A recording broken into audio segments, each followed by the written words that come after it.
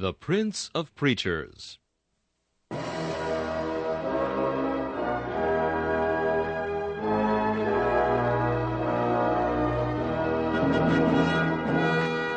Charles Haddon Spurgeon has been called England's greatest contribution to the spread of the gospel in the 19th century. One of his contemporaries said that the chief secret of Spurgeon's attractiveness was the fact that, in every sermon, no matter what the text or the occasion, he explained the way of salvation in simple terms. Spurgeon's messages remain one of the great treasure houses of Christian literature, still bringing the light of the gospel and the comfort of the Scriptures to hungry souls long after the preacher has passed into glory. This is Charles Kelsch inviting you to listen to a message from the Prince of Preachers.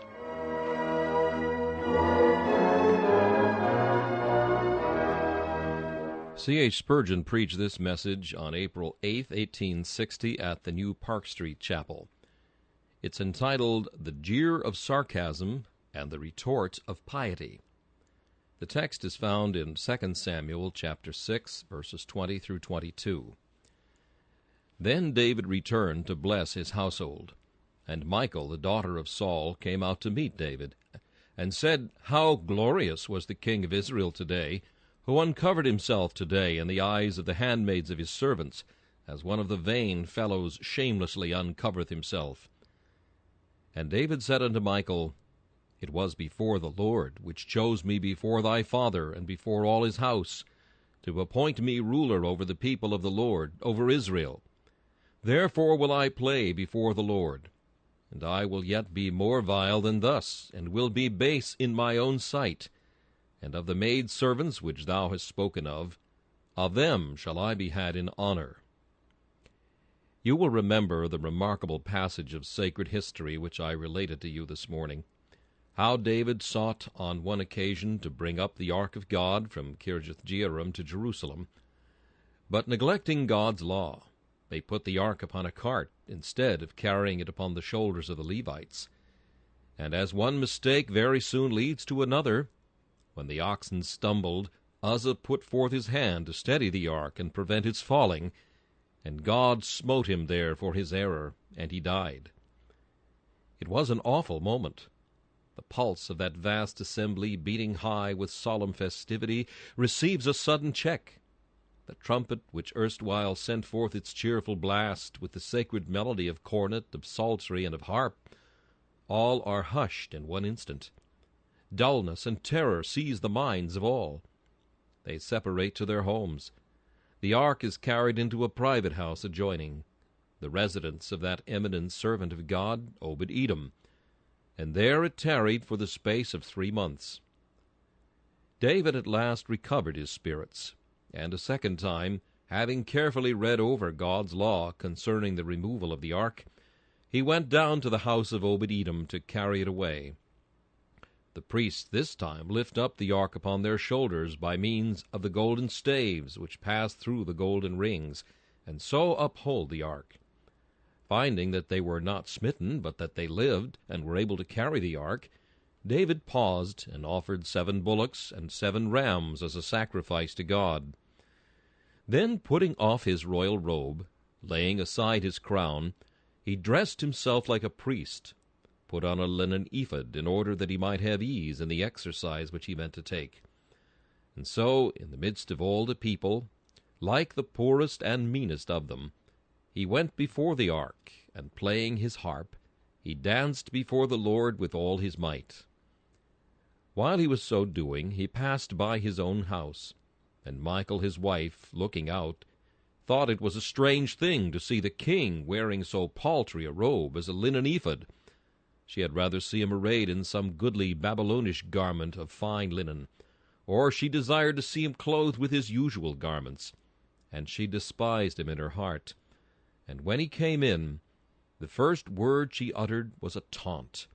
How glorious was the king of Israel today! Then she exaggerated what he did. Her spleen found vent in sarcasm. She made it out that he had behaved worse than he could have done. He had simply divested himself of his robes, and acted like the rest of the people in playing before God. She accused him of immodesty. This was, of course, but a pitiful satire, he having in all things acted blamelessly, though humbly, like the rest of the people. His reply to her was with unusual tartness. Seldom did he seem to lose his temper for a moment, but in this case he half did so at any rate. His answer was, "It was before the Lord, which chose me before thy father, and before all his house." Thus significantly, and as it were ominously, did he remind her of her pedigree. And because she had slighted her husband when he had acted in God's service according to the dictates of his heart, the Lord struck her with a curse, the greatest curse which an Eastern woman could possibly know, a curse, moreover, which wiped out the last expiring hope of her family pride. She went childless to the day of her death. Well, now, this picture is designed to teach us some wholesome lesson. I want you to look at it. You remember that old saying of ours, "We should expect some danger nigh when we receive too much delight." When I see David dancing, I am quite sure there will be a darkening of his heart ere long. How happy he looked, his whole countenance radiant with joy. Methinks I hear him shouting loudest of that crowd, "Sing unto the Lord, sing psalms unto him, sing unto him, sing unto him, call ye on his holy name." And then, awaking all the strings of his heart to ecstasy, he sings again, "Sing unto the Lord, come, sing unto him, sing psalms unto his name." Perhaps he was never in a more holy excitement. His spirits were all heated. He was in a flow of heavenly joy. Ah, David, there is a sting for you somewhere. Now there is a calm, but there is a tempest rising. More the treacherous calm I dread than tempests rolling overhead. This joy is on the threshold of a grief. He blesses the people. After he has ceased from his worship of God, he distributes to every man a flagon of wine, and a loaf of bread, and a good piece of flesh, and they all eat and are merry before their God. And now David says, "I have blessed the people, I have made them all glad. I will go into my house, and I will give them a blessing there." But he is met on the threshold by his own wife, and she, in the most sarcastic manner, sneers at him. How glorious was the king of Israel today! Poor David is angry, heartbroken, and sad. His joy is scattered to the winds for a while. Though he puts her off with a rebuke, doubtless the irony went to his soul. The joy of that day was sorely marred. A Christian man is seldom long at ease. When one trouble's gone, another doth him seize. So saith old John Bunyan. And we may truly say, when we are at the top of a mountain, we are not far from the bottom of a valley. When we are riding on the top of one wave, it is not long before we shall be in the trough of another. Uphill and downhill is the way to heaven. Checkered must be our path. Golden shades are interwoven with a black ground. We shall have joy, but we must have trial. We shall have transport, but we must have trouble in the flesh. This evening I'm just going to discourse a little, first, about David's trouble, secondly, the vindication of his conduct, and thirdly, his noble resolution. And my main purpose will be to stir you all up, if you are ever subject to a trial like his, to make his resolve and ground it upon his reason. First, David's trouble. His trouble was peculiar. It came from a quarter where he ought least to have expected it. "Oh," saith old Master Frampton, "Joab smote Abner under his fifth rib. There is many a man that has been smitten in his rib too." Says another, "It is a strange stratagem of Satan to break a man's head with his own bones, and yet many a man hath encountered such rough usage. They that have been the chief joy of our hearts have often been the means of causing us the most grievous pain. Has it not been to many a Christian woman that her husband has been her greatest enemy in religion, and many a Christian man has found the partner of his own bosom the hardest obstacle in the road to heaven? I will just give you some pictures such as I know to have occurred, and to be occurring every day. They will suit some of you now present. A man of God has been up to the Lord's house. There has been great work going on. He helped that work. But when he went home, as soon as he entered the door, Michal, Saul's daughter, was there, and she said, "You are mad, you are. You are crazy. You don't know what to do with your money.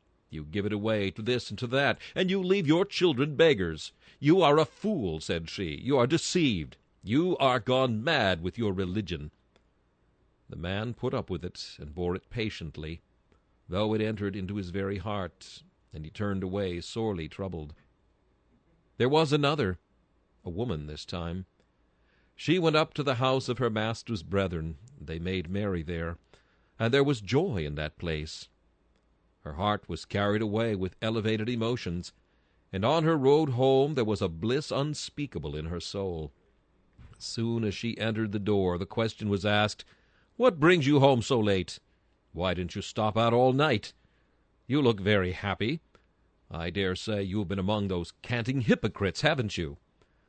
She said nothing, brooked it patiently, but the dart had gone into her heart, and she felt it sorely that when she served her God with a good conscience, it should be thrown in her teeth as if she had done wrong.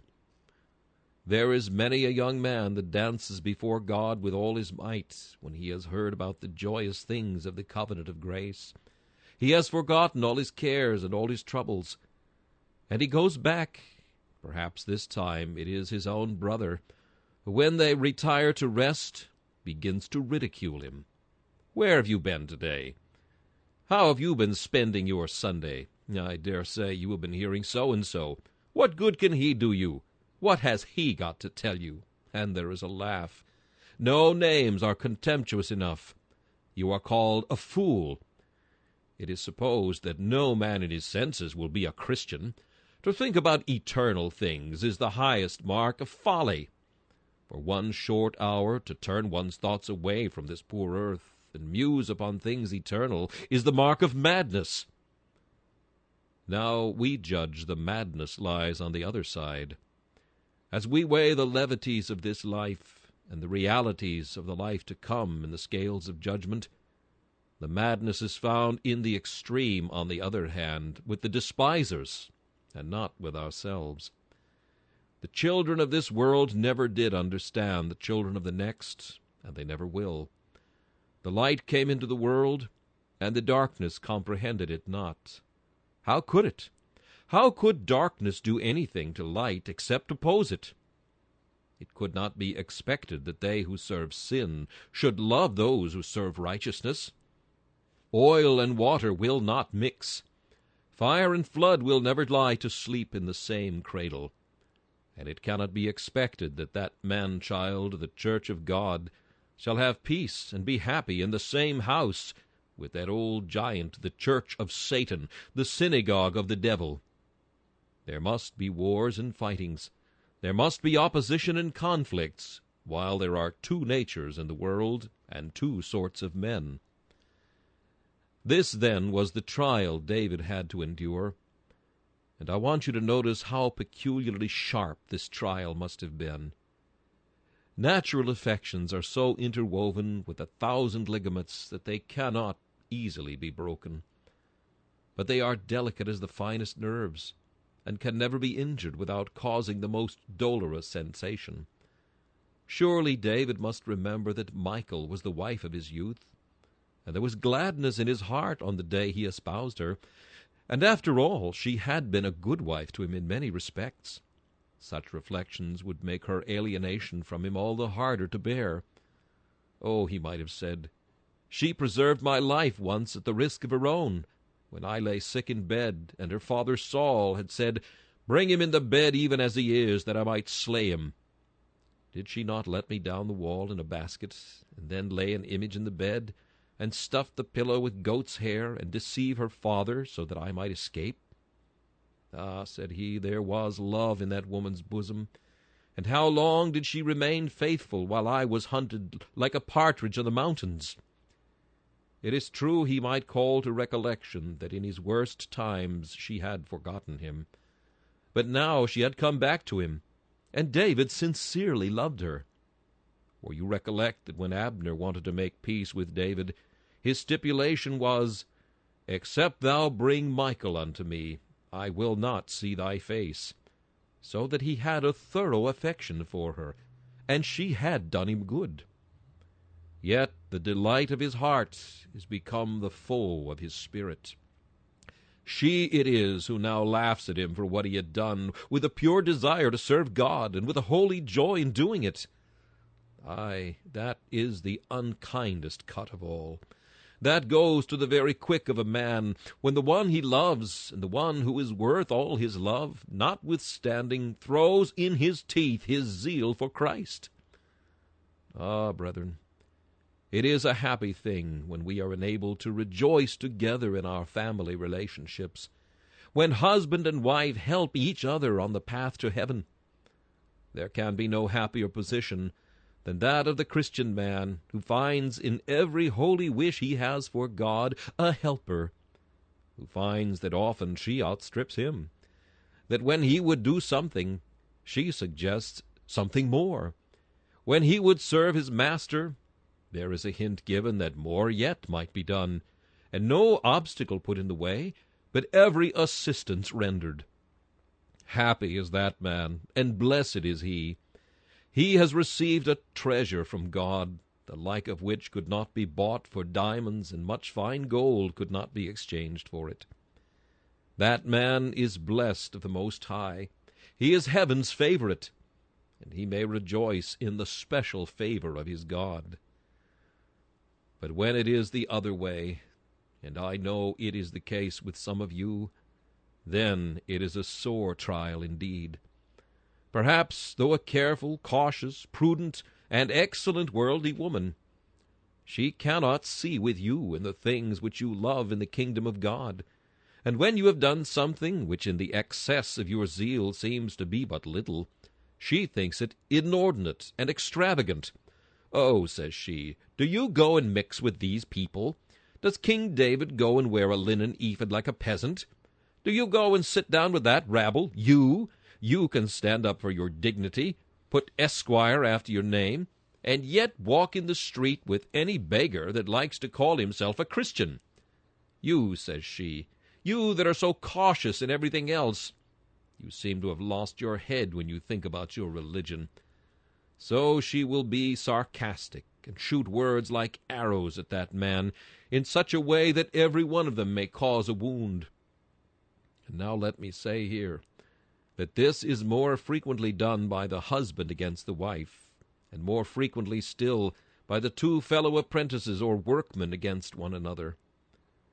It is a curious thing that when men are going to hell, there is no one to stop them. Make way! Make way! Open the toll bars there! Stand clear! Do not let there be a dog in his path! Make way for him! Is not that the cry of the world? Here comes a man who wants to go to heaven. Block his path up. Throw stones in the way. Block it up. Make it as difficult as ever it can be. Aye, and good people too. Good people not knowing what they are doing. They are employed by Satan to impede our path to heaven. Poor souls. They do not know better. Satan enters into them and sets them upon us to see if they cannot in some way or other mar our integrity, because we love the whole gospel and will not be content to have a part only. Ah, brothers and sisters, this is a sore trial. But know that your afflictions are not strange or unusual. The same afflictions are accomplished in your brethren that are in the world. I shall now turn away from the consideration of the trouble to look at holy David as he meets and encounters it. We have had David's trial. Now we will have David's justification. What did David say in extenuation of what he had done? He said, "It was before the Lord, which chose me before thy father and before all his house, and appointed me ruler over the people, over Israel. Therefore will I play before the Lord." David's justification of his acts was God's election of him. Do you not see the doctrine of election here? God had chosen him before her father Saul. "Now," says David, "inasmuch as by special love and divine favor I was lifted up from the common people and made a king, I will stoop down to the common people once again, and I will praise my God as the people do, robed in their vestments, dancing as they dance, playing on the harp even as the rest of the joyous crowd are doing." Gratitude was the keynote of his worship. Let the worldling say of the Christian when he is acting true to his master, "You are enthusiastic." Our reply is, yes, we are. We may be considered enthusiastic if you judge us by ordinary rules, but we are not so to be judged. We consider that we have been loved with special love, that God has been pleased to forgive us our sins, to accept us of his sovereign grace, and give us the privileges of his children. Loved by our God, for him again with love intense we burn. Chosen of him ere time began, we choose him in return. We do not expect ordinary men to do for God what the Christian would. "No," saith he, "love I much, I've more forgiven. I'm a miracle of grace." If he gives more to the cause of God than other men think of giving, still it seems very little to him, for he says, "Were the whole realm of nature mine, that were a tribute far too small. Love so amazing, so divine, demands my soul, my life, my all." Michael may say we have acted madly. She would act the same if she felt as we feel. Men of the world may say we act extravagantly and go beyond the rule of prudence. They would go beyond the rule of prudence, too, if they had been partakers of like love and received like favor. The man who feels himself to have been chosen of God from before the foundation of the world, who has a solid conviction that his sins are all blotted out, that he is God's own child, that he is accepted in the Beloved, that his heaven is secure, I say there is nothing extravagant for that man to do. He will go and be a missionary to the heathen, cross the seas with his life in his hands, and live in the midst of a heathen population. Men say, "What for?" He can gain but a miserable pittance to sustain life. After giving up the most flowery prospects, he must be mad. Mad, no doubt, you may account him, if you judge as Michael judged. But if you consider that God has chosen him, and loved him with a special love, it is but reasonable, even less than might have been expected, that such a man is ready to sacrifice himself for Christ. Take another example. Let me cull a picture from the memoir of one in years gone by. He preaches in a church in Glasgow. He is just inducted into the church. Preferment lies open before him. He may speedily be made a bishop if he likes. He seeks it not. Without mitre or benefice, he takes to Kennington Common and Moorfields, goes to every stump and hedge in the country, so that he is rural dean of all the commons everywhere, and canon residentiary nowhere. He is pelted with rotten eggs. He finds one time that his forehead has been laid open in the midst of the sermon, while he has been laying men's hearts open. Why does he do it? Men say he is fanatical.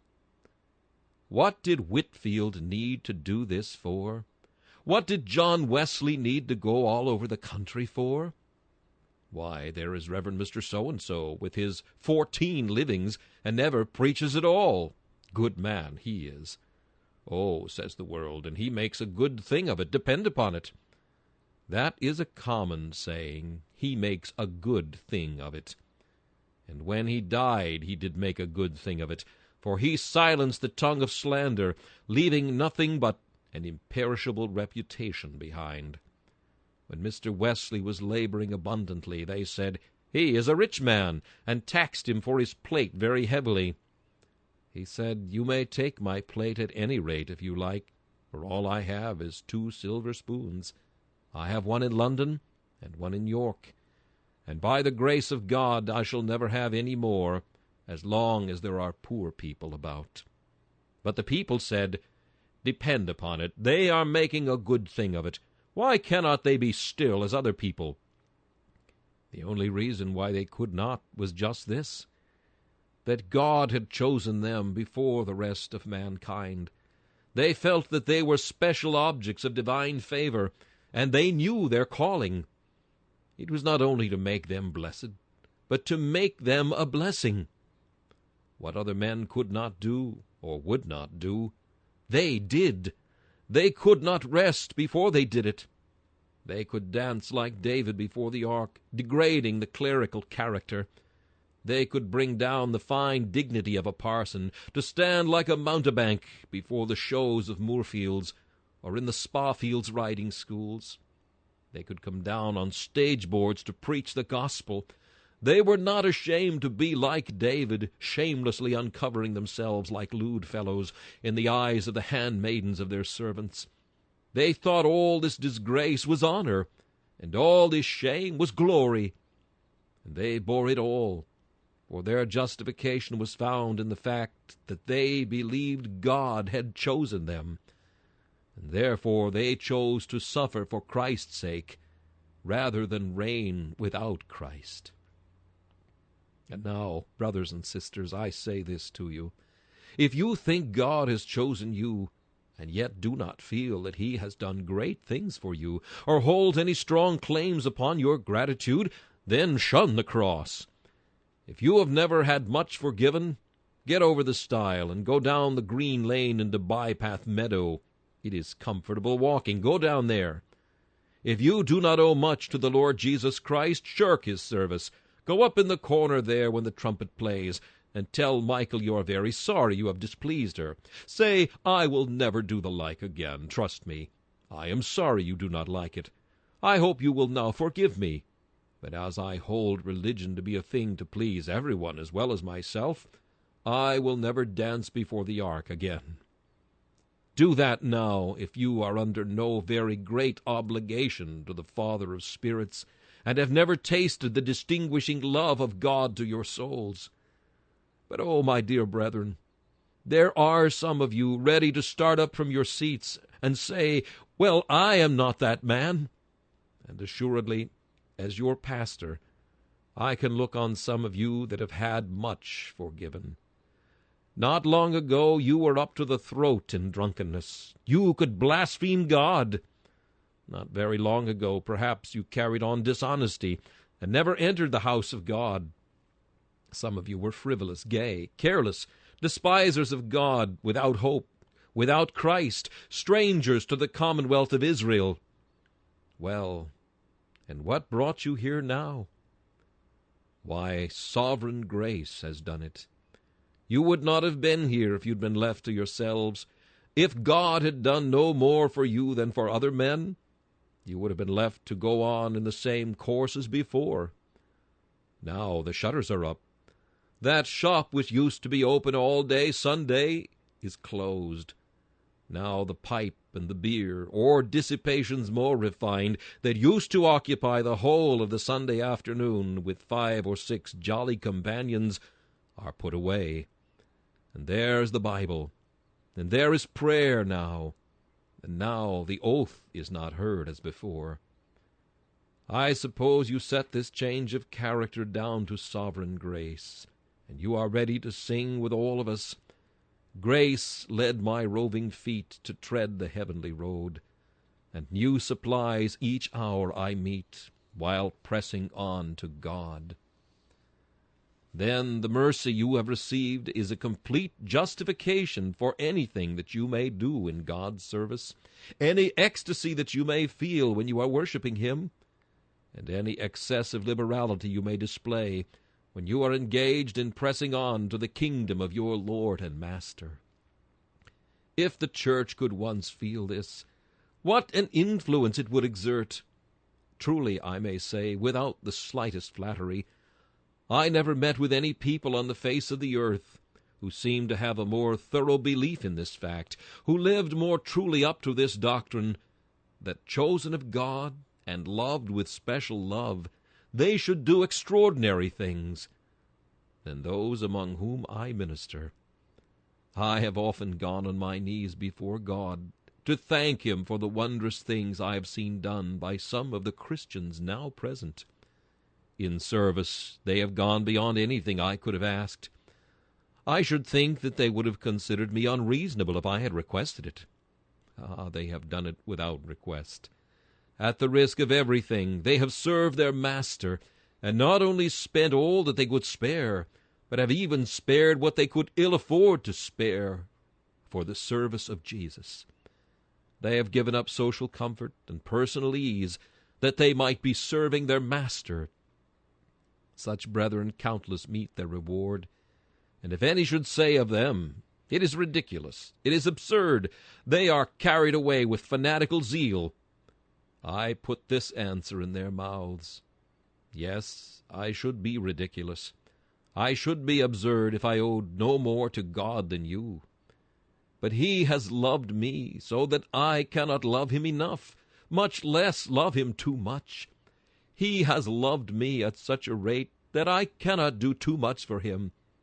In fact, I feel I cannot do half enough.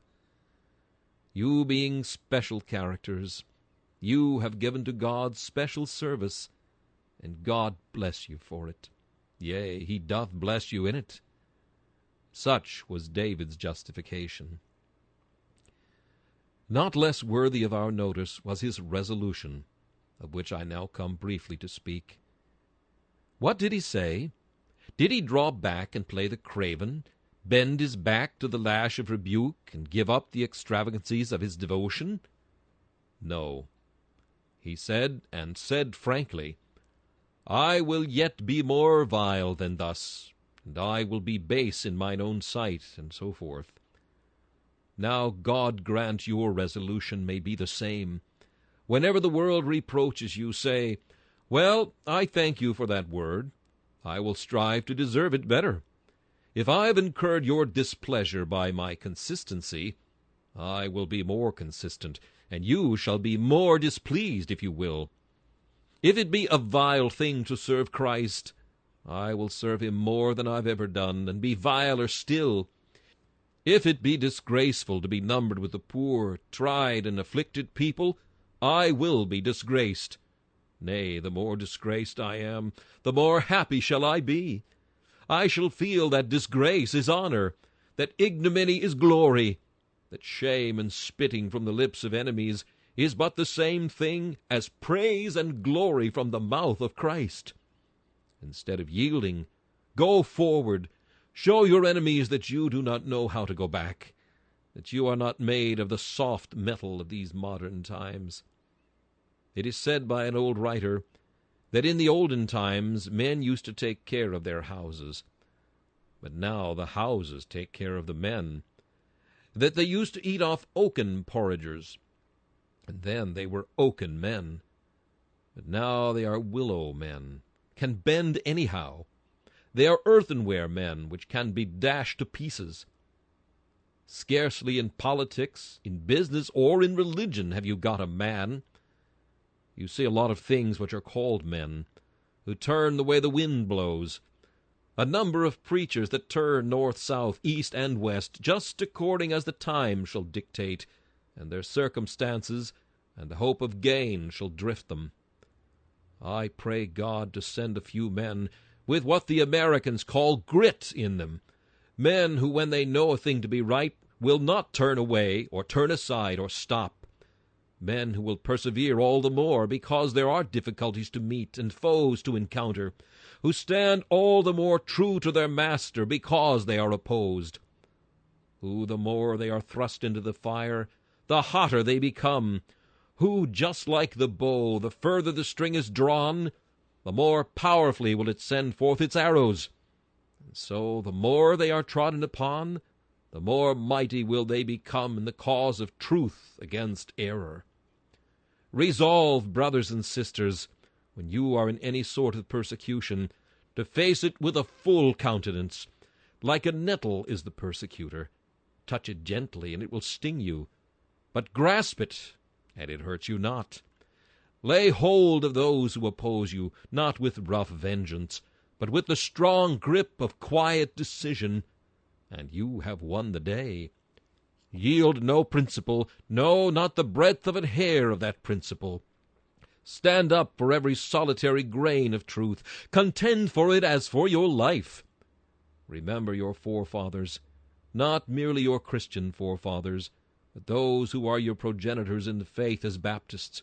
Remember those who of old were cast out of the Christian church with contempt, because they would not bend to the errors of their times.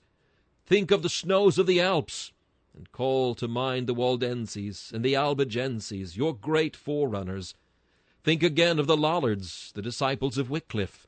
Think of your brethren in Germany, who not many centuries ago, but a century ago, were sewn up in sacks, had their hands chopped off, and bled and died, a glorious list of martyrs. Your whole pedigree from beginning to end is stained with blood. From the days of John the Baptist until now, the kingdom of heaven has been made to suffer the violence of men. And you, will you yield? Shall these soft times, these gentle ages, take away your pristine valor, make you the craven sons of heroic fathers? No, if you are not called to the sufferings of a martyr, yet bear the spirit of a martyr. If you cannot burn as he did in the flesh, burn as he did in the spirit. If you have nothing to endure but the trial of cruel mockings, take it patiently, endure it joyfully. For happy are ye, inasmuch as ye are made partakers of the sufferings of your divine Master. Never, I entreat of you, grow faint in your course, but bring more of the love of your hearts into the service of your lives. Never yield one tittle of the truth which God has committed to you. Take up the cross and bear it. However weighty, however ignominious, carry it manfully. If the father be turned against the child, and the child against the father, weep over it and mourn it.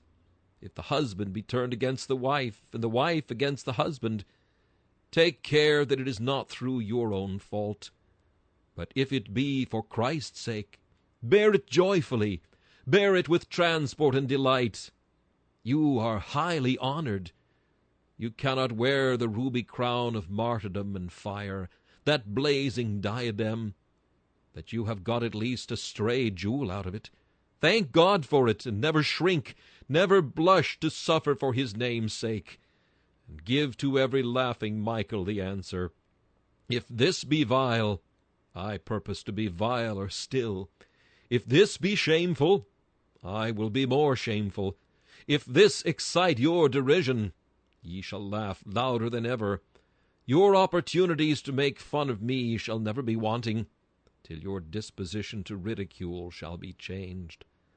Oh, that is the glorious way of dealing with adversaries.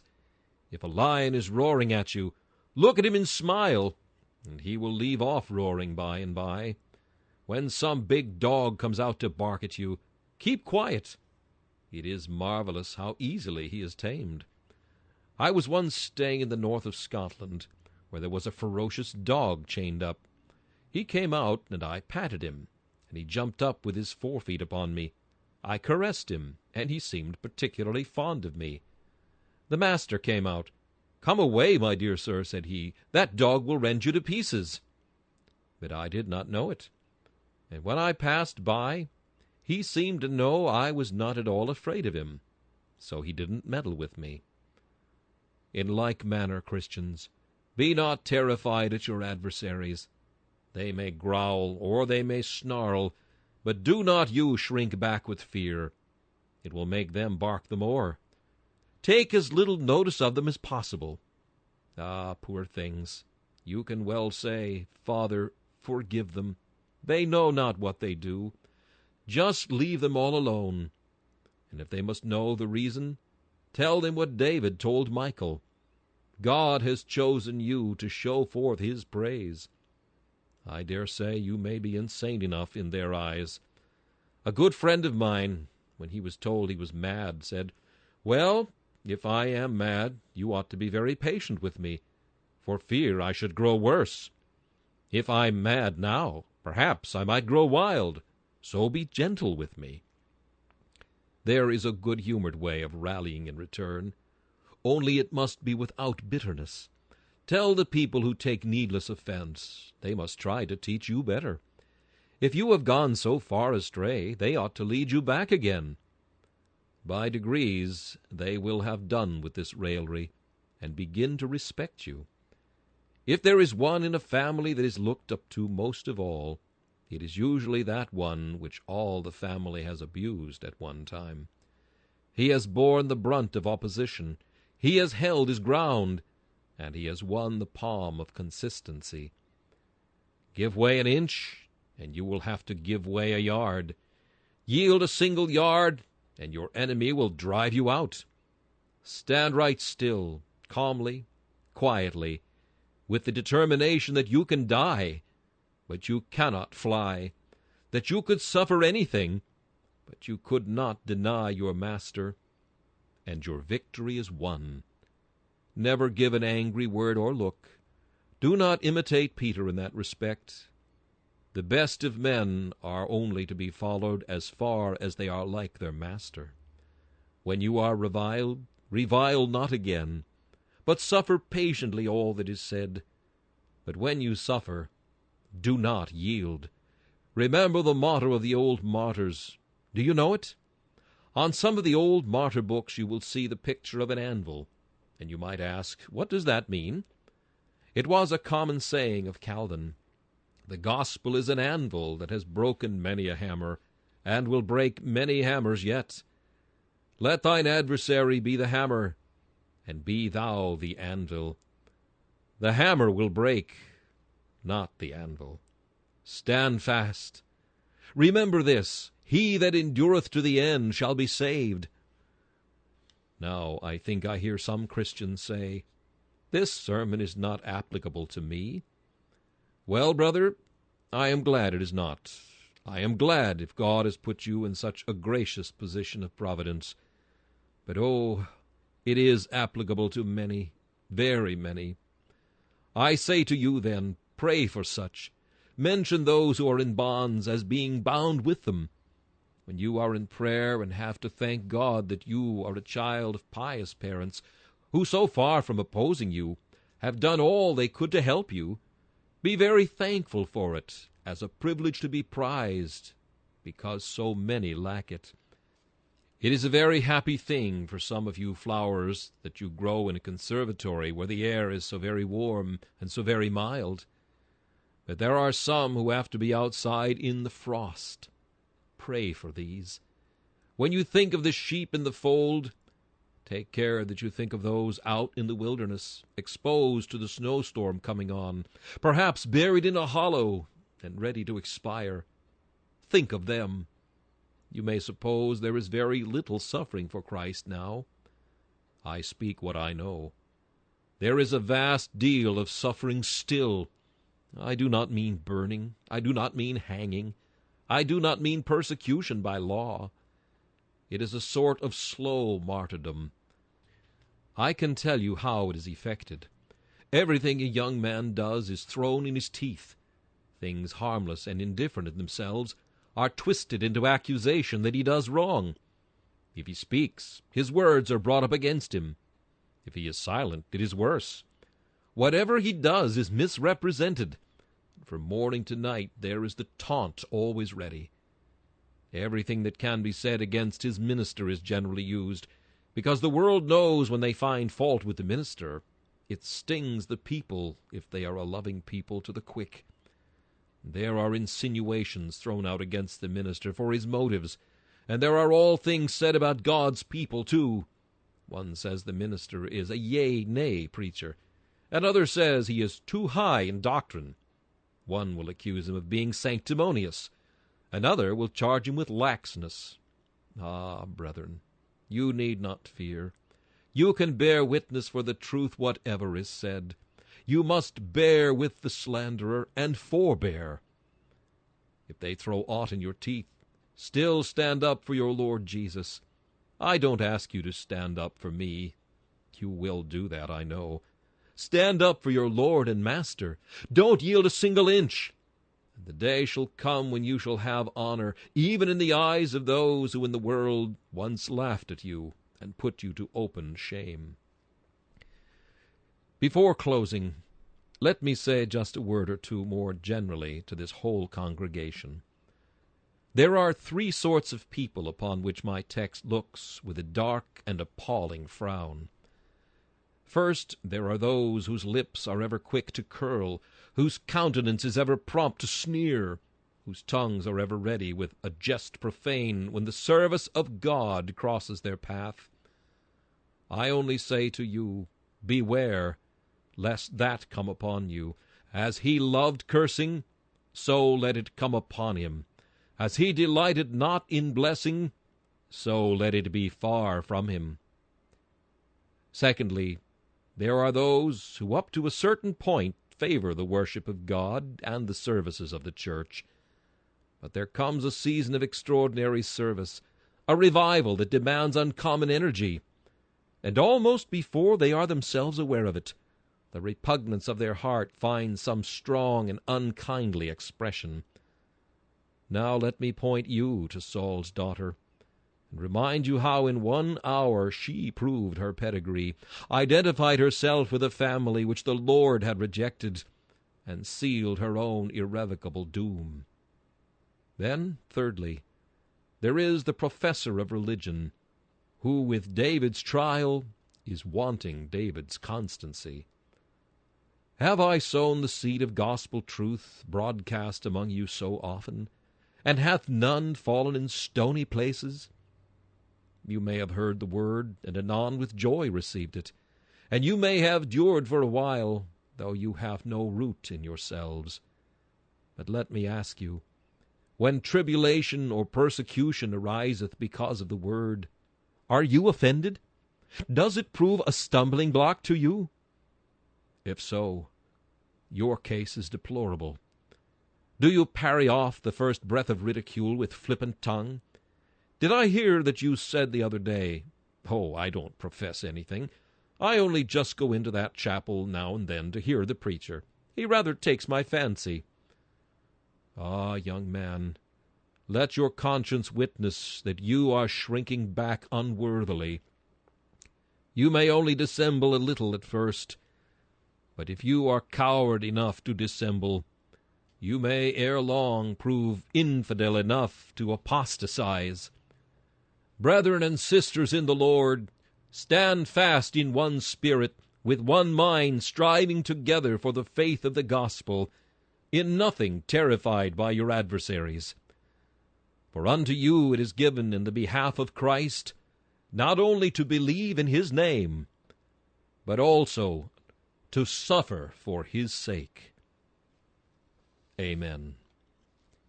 This message, the jeer of sarcasm and the retort of piety, was preached by Charles Haddon Spurgeon on April 8th, 1860.